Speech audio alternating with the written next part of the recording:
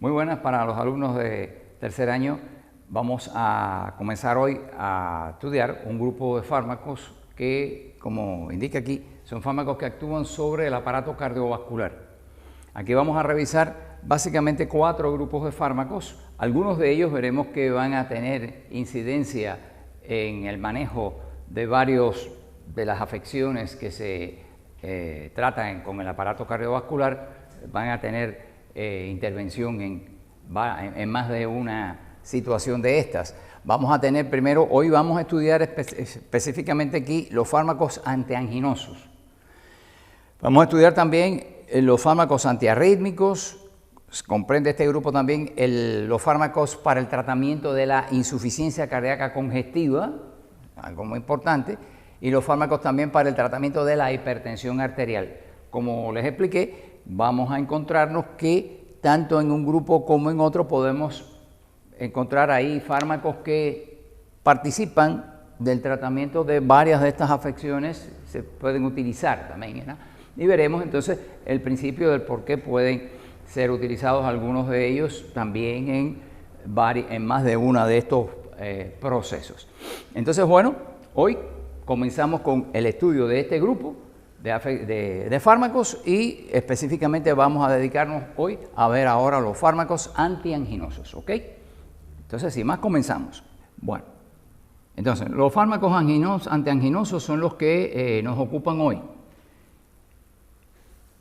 La cardiopatía isquémica, que se conoce también como cardiopatía arteriosclerótica coronaria o cardiopatía coronariana, es la causa más común de muerte en casi todo el mundo, sobre todo en el mundo desarrollado.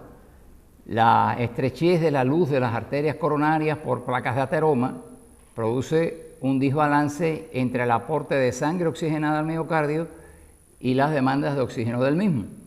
Clínicamente se pone de manifiesto esta situación como precisamente una angina que puede ser estable o una angina inestable. O sea, es lo que se llama el síndrome, la angina inestable, el síndrome coronariano agudo consistente en infarto agudo del miocardio. También pueden ocurrir episodios de espasmos agudos, ¿verdad?, de la musculatura lisa de las arterias coronarias, lo cual origina también cuadros anginosos. La angina, conocida también como angor pectoris, se define como ¿qué? Como un dolor intenso de origen súbito en la región precordial que se irradia hacia el brazo izquierdo, puede irradiarse también hacia el cuello y la mandíbula de ese lado, o también hacia la espalda, más atípicamente, ¿verdad? El paciente puede experimentar también falta de aire, experimentar náuseas, sudoración, frialdad, palidez, vómitos inclusive puede tener. Este cuadro, este síndrome es lo que conforma lo que llamamos un síndrome anginoso. Los episodios suelen ser transitorios. Estos episodios suelen ser transitorios de aparición en relación con alguna actividad física o sexual o alguna emoción fuerte, pueden desencadenarlo. Suele calmar en un periodo de 5 a 15 minutos, un poquito más, tal vez, quizás hasta 18 o 20 minutos, por ahí debe de calmar el episodio doloroso con el reposo o con la administración de medicamentos antianginosos. Ese es en el caso de la angina estable, que es la más frecuente, ¿verdad?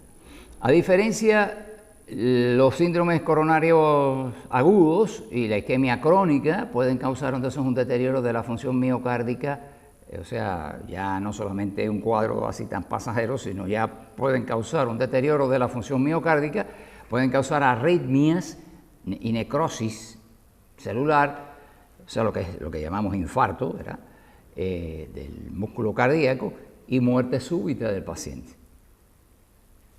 Vamos a ver los tipos de angina. Aquí en esta introducción vamos a especificar un poquito los tipos de angina, independientemente de que esto ustedes lo van a estudiar en la parte de fisiopatología, y seguramente en fisiología se habló algo de esto el año pasado. Los tipos de angina. Se describen 3 patrones básicos de dolores anginosos, de cuadros productores de dolor anginoso. Tenemos en primer lugar la angina estable o llamada angina clásica de esfuerzo, que es la más frecuente. Tenemos también la angina inestable y un tercer tipo que es la angina de Prinzmetal. Prinzmetal fue el autor que describió por primera vez este tipo de angina, que es una variante que se produce por vasoespasmo y que puede ser, ese vasoespasmo se origina en condiciones de reposo, no tiene que mediar actividad física necesariamente en ella, puede inclusive durante el sueño puede presentarse. Esos serían los 3 cuadros típicos de síndromes anginosos que hay. Vamos a empezar entonces por, a ver un momentito, la angina estable. Angina estable típica, clásica o inducida por esfuerzo, ¿verdad? Esa es la más frecuente de todas. Se caracteriza porque hay una sensación de ardor o pesadez u opresión fuerte en el pecho, región ahí precordial. Hay episodios en los que se puede acompañar de fatiga, sudoración profusa y náuseas. Puede también aparecer esto, no siempre, pero puede aparecer con frecuencia también, verse esto. Y en algunos episodios no se presentan casi ningún síntoma. Una angina silente. Estas presentaciones atípicas suelen ocurrir más frecuentemente en mujeres, en ancianos y en diabéticos. Inclusive en los diabéticos pueden ocurrir episodios que pueden llegar incluso a causar infarto y sin embargo no haber producido ni el más mínimo síntoma doloroso. Y se descubre un día en un electrocardiograma, en la tira del electrocardiograma se descubre signos de infarto de cara diafragmática, ¿verdad?, de la cara posterior ahí, y el paciente en su vida recuerda haber tenido ningún episodio de dolor precordial anginoso. Eso se ve con relativa frecuencia en diabéticos también. La angina clásica o estable, esta que estamos hablando, se produce porque existe una estenosis, es decir, una estrechez de alguna de las arterias coronarias o sus ramas por placas de aterosclerosis que ocasionan una disminución del aporte de oxígeno a un determinado territorio miocárdico que no satisface entonces las demandas metabólicas del mismo, ese aporte reducido. Se presenta cuando el paciente realiza alguna actividad o esfuerzo físico cuya realización demanda un mayor aporte de sangre oxigenada que la estenosis arterial fija no permite aumentar. Cede en un periodo breve de 5 a 15 minutos generalmente, después de interrumpido el esfuerzo que lo desencadenó o con la administración de alguna antianginoso de acción rápida como es la nitroglicerina sublingual, que ya veremos. Aquí estamos mostrando, bueno, una paciente que está teniendo un dolor anginoso característico, ¿verdad? Y se señala aquí la estenosis de ramas de la arteria coronaria, ¿verdad?, que pueden, aquí estamos viendo una arteria como sería normal, aquí sería cuando estaría estrechada su luz por placas de ateroma, ¿verdad? Aquí ya prácticamente casi que ocluida. Entonces cuando el flujo sanguíneo que pasa por aquí no satisface las demandas del miocardio, porque está evidentemente reducido, pues se puede presentar un cuadro de estos, ¿verdad? E inclusive hay veces que puede ser que sea tan grande la obstrucción o la reducción de calibre que el cuadro anginoso sea bien intenso y que incluso pueda conducir a un infarto. Y en otra diapositiva están viendo la placa de ateroma en más detalle, cómo reduce el calibre del flujo sanguíneo, ¿verdad?, lo cual implica que esa zona de miocardio alimentada por esta arteria pues está realmente en una situación precaria debido al crecimiento de esta placa de ateroma. Bien, la angina inestable, que sería el segundo tipo de estos, es una situación intermedia entre la angina estable y el infarto del miocardio, ¿verdad? Aquí se presentan los episodios anginosos con frecuencia, duración e intensidad crecientes, precipitándose inclusive por esfuerzos físicos también, cada vez menores, inclusive esfuerzos cada vez menores son los capaces de irle produciendo cada vez más fenómenos de este tipo, o inclusive puede aparecer en el reposo también. Se puede clínicamente plantear su diagnóstico ante un episodio anginoso de aparición súbita, desencadenado por una actividad física leve, que no cede más allá de 15 a 20 minutos de reposo, con dificultad respiratoria sobreañadida y que no cede con la nitroglicerina. Ahí en ese sí se puede plantear una angina inestable. La angina inestable forma parte del llamado síndrome coronariano o coronario agudo y puede progresar hacia el infarto miocárdico frecuentemente. Por tanto, requiere de hospitalización inmediata y de tratamiento enérgico. El tercer tipo es la angina Prinzmetal o angina vasoespástica. Es poco frecuente, no es tan frecuente como las otras dos, se presenta en reposo, generalmente originado por un vasoespasmo de las arterias coronarias. Los síntomas se producen por disminución del flujo sanguíneo cardíaco en una determinada zona del miocardio, por el vasoespasmo de determinada arteria que suple a esa área de tejido cardíaco. Los ataques no tienen relación con esfuerzos físicos y tampoco es obligada la presencia de ateroesclerosis coronaria. Puede ocurrir en arterias que tienen sus paredes sin ningún tipo de estenosis, no hay nada que pueda obstaculizar ahí. Sin embargo, el vasoespasmo que se produce en la pared de esta arteria, de una de estas arterias, pues sí puede reducir suficientemente el flujo sanguíneo miocárdico a un área determinada del corazón y originar este tipo de fenómeno, ¿verdad? Entonces, estas serían las tres formas. El síndrome coronariano agudo consiste en una emergencia clínica, esto sí es de correr, relacionado casi siempre con la rotura de una placa ateroesclerótica de una arteria coronaria con trombosis parcial o completa de esa arteria. Cuando se produce la erosión o ruptura de la placa de ateroma sobre la superficie esa anfractuosa del endotelio erosionado, se empiezan a depositar ahí plaquetas, como ya conocen ustedes, ¿verdad? Y se desencadena entonces ahora la cascada de la coagulación en ese sitio. Y, lógicamente, vasoconstricción también. Todo esto conlleva el desarrollo de un trombo, es decir, un coágulo ahí local sobre la placa rota y que va dando una oclusión que va creciendo, ¿verdad?, hasta producir una oclusión arterial que puede llegar a ser total. El resultado es el desarrollo de un infarto miocárdico si la oclusión es completa o de más del 50%. Inclusive no tiene que estar completa, sino más del 50%, ya el flujito que pasa por ese desfiladero tan estrecho que pueda quedar libre es totalmente insuficiente y puede ya ocasionar la necrosis en el tejido cardíaco al que se suple. El síndrome coronario agudo puede presentarse como infarto del miocardio con elevación o sin elevación del segmento ST del electrocardiograma, que indica ya lesión, ¿verdad? Siempre la elevación del segmento ST del electrocardiograma indica lesión, pero generalmente se elevan cuando se le hacen las enzimas como la CPK y la troponina, pues se encuentran ya elevadas, lo cual indica de que hay rotura, hay daño, hay lesión importante del tejido cardíaco, y por eso esta enzima, la CPK, creatinfosfoquinasa, y la troponina, que es uno de los componentes de la actina, pues están ya destruyéndose y elevándose en sangre, y por tanto, como hay esta destrucción, pues se pueden dosificar elevadas en sangre, ¿verdad?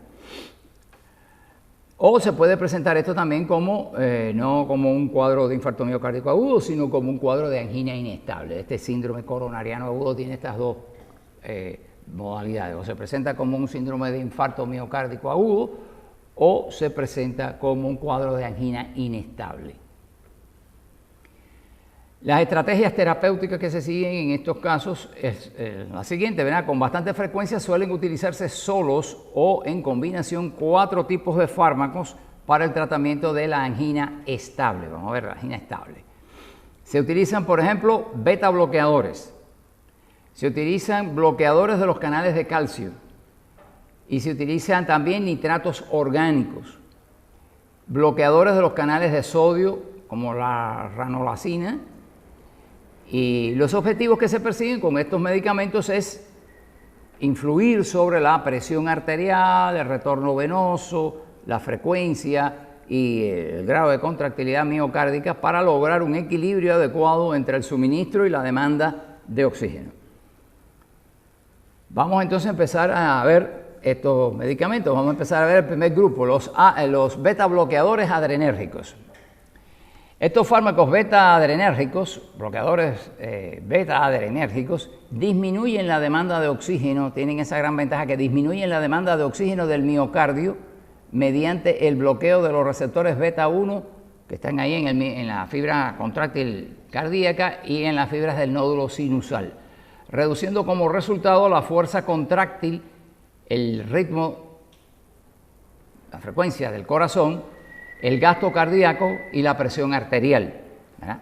Todos estos efectos puede tener este medicamento que son beneficiosos en estas circunstancias. Como resultado de estos efectos se reduce la demanda de oxígeno del miocardio, bueno, se contrae menos fuertemente el corazón, esto le permite seguir funcionando pero sin consumir tanto oxígeno y eso le beneficia bastante, por tanto se reduce la demanda de oxígeno del miocardio tanto en reposo como durante el ejercicio, ¿verdad? Lo cual hace que se reduzca la frecuencia y gravedad de los ataques de angina. A menos que exista alguna contraindicación, se utilizan para el tratamiento antianginoso inicial, excepto en la angina vasoespástica donde no se produce mejoría.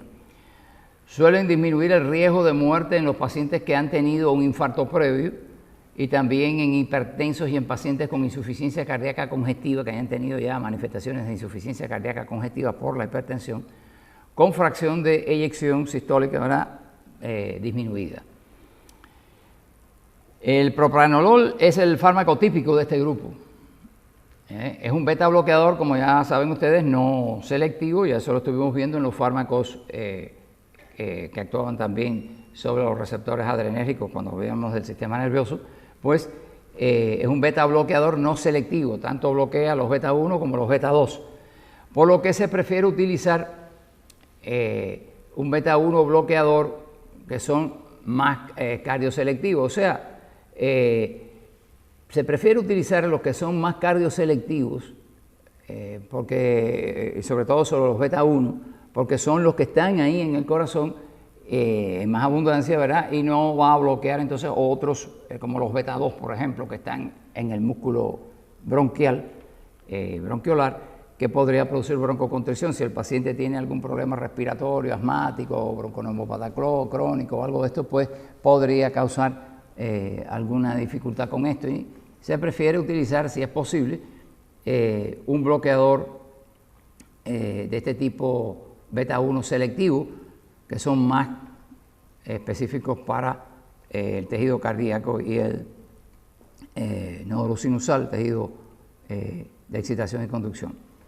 Entre ellos tenemos, por ejemplo, el atenolol, el metoprolol, que son muy selectivos de los receptores beta 1.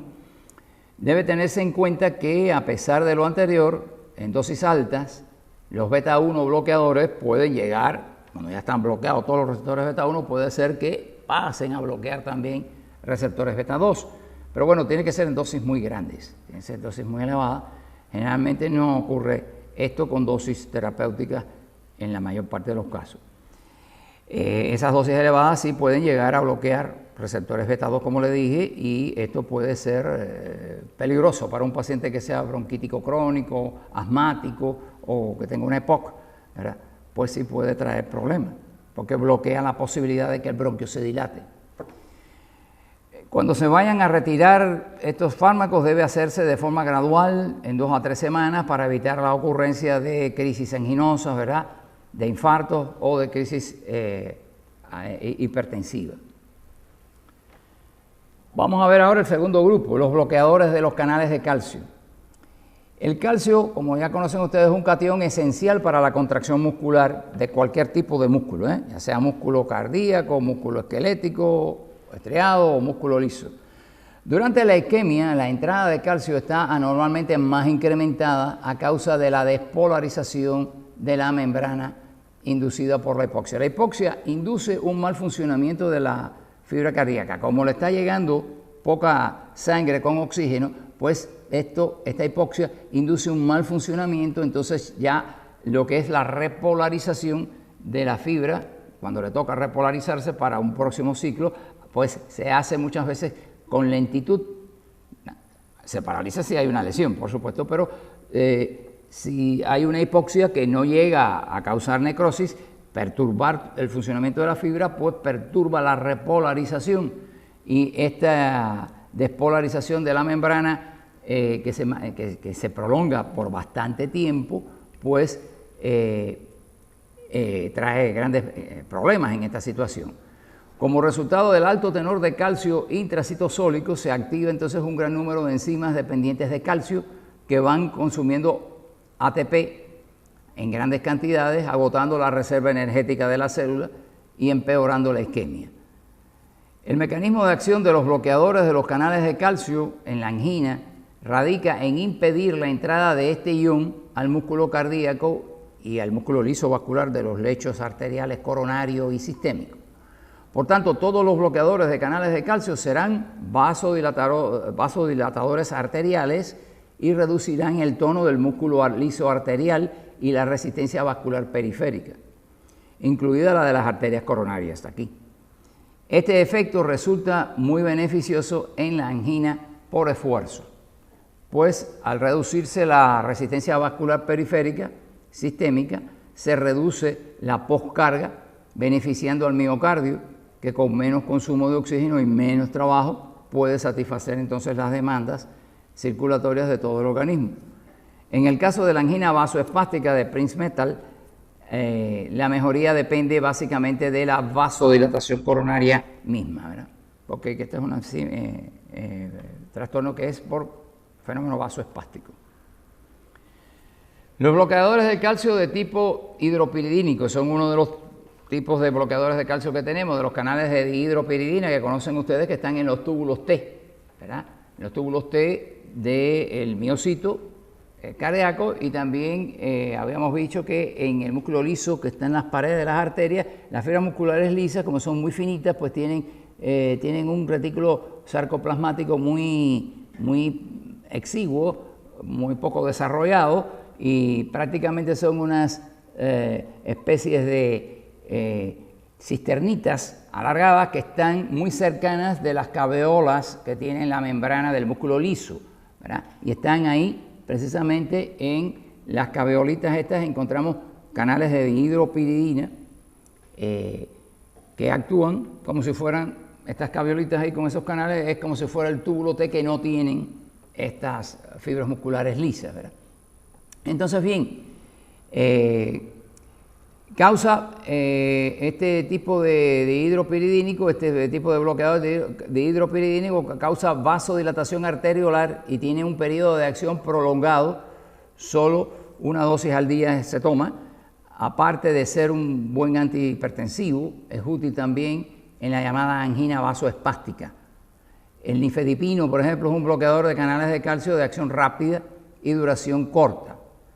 Este nifedipino debe de evitarse su uso en pacientes convalecientes de infarto miocárdico y en hipertensos, por haberse comprobado que incrementa las posibilidades de infarto miocárdico.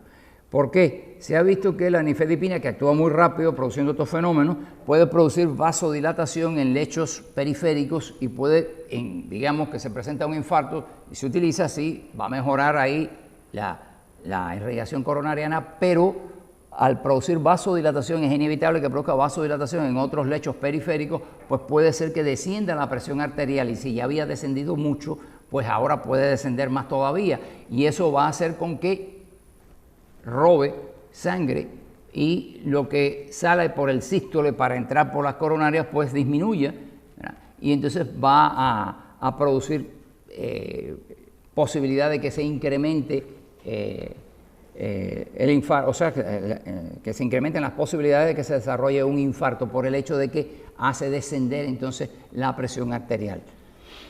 Entonces se prefiere no utilizar la nifedipina en pacientes hipertensos y pacientes que tengan o sea, una cardiopatía coronariana muy importante.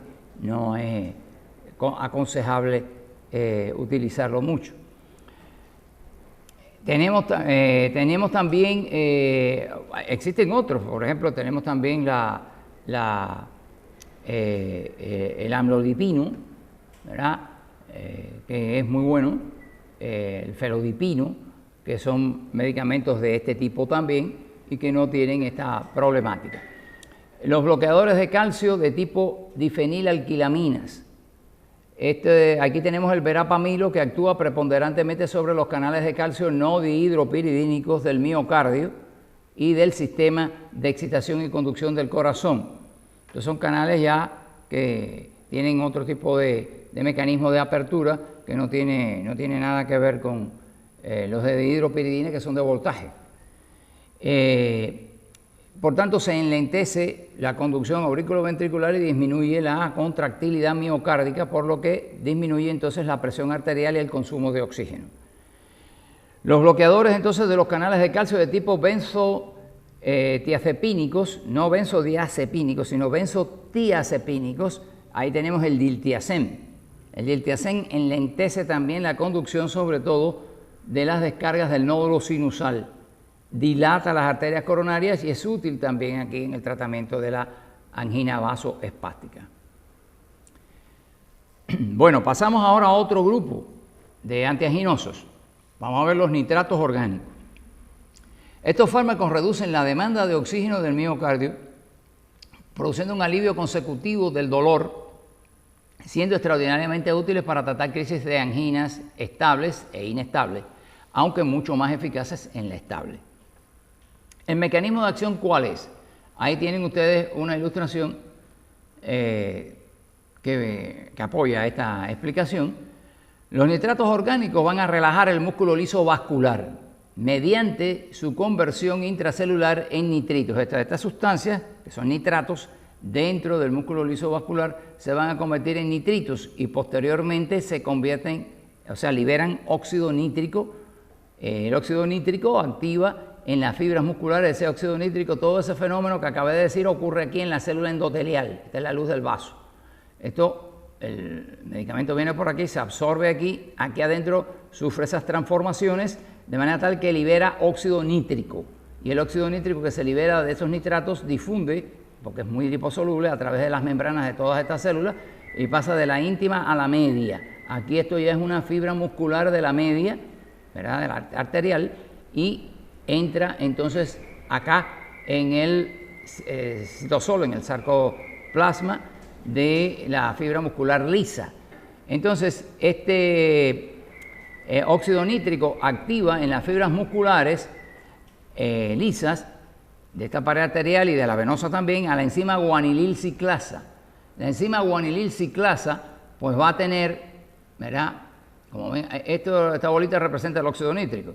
Y aquí tiene la enzima guanilil ciclasa que pasa de su forma inactiva a su forma activada. ¿Verdad? Aquí está inactivada, se une, ya la tiene activa.